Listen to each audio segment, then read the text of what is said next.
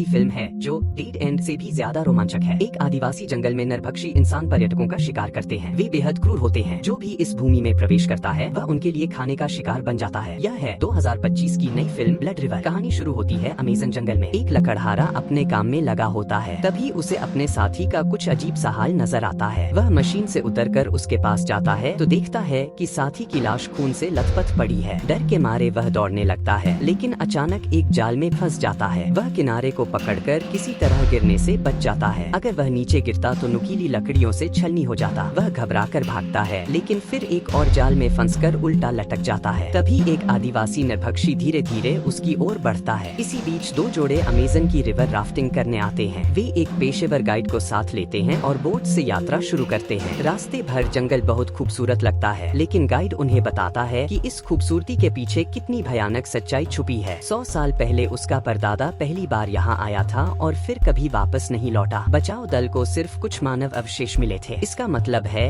कि वह नरभक्षियों के शिकार हो गया। पिछले 100 सालों में कई लोग इस जमीन पर कब्जा करने आए, पेड़ों की कटाई की, खनन किया और इन आदिवासियों को और अंदर धकेल दिया गया। अब उनकी भूमि संरक्षित है। जब तक कोई उस क्षेत्र में नहीं जाएगा तब तक खतरा नहीं है। उधर दो ब्लॉगर्स बाइक लेकर जंगल में आते हैं। उन्हें प्रवेश निषेध का बोर्ड दिखता है, लेकिन जिज्ञासा के कारण वे अंदर घुस जाते हैं। लड़की अचानक गिर जाती है और लड़का भी किसी चीज से टकराकर गिर जाता है। लड़की जब देखने जाती है तो उसका बॉयफ्रेंड गर्दन से अलग पड़ा होता है। उसका सिर किसी तार से कट गया होता है। अगर वह भी न गिरी होती तो उसका भी वही हाल होता। वह भागती है और एक गुफा में छुप जाती है। मोबाइल से पुलिस को कॉल करना चाहती है, लेकिन नेटवर्क नहीं है। तभी पीछे से एक आदिवासी आ जाता है। लड़की को अपनी मौत का एहसास हो जाता है और वह अपने फोन में आखिरी वीडियो रिकॉर्ड करती है। तभी उसके बगल में उसके बॉयफ्रेंड का कटा हुआ सिर गिर जाता है। शाम को गाइड और बाकी लोग आग जलाकर आराम कर रहे होते हैं। गाइड एक और कहानी बताता है कि कैसे एक लकड़हारा आदिवासी क्षेत्र में जाकर पकड़ा गया। उसके पैर की नसें काट दी गयी ताकि वह भाग न सके। उसके शरीर से टुकड़े टुकड़े कर मांस निकाला जाता, फिर उसे जिंदा रखकर अगले बार फिर काटा जाता। सबको ये कहानी मजाक लगती है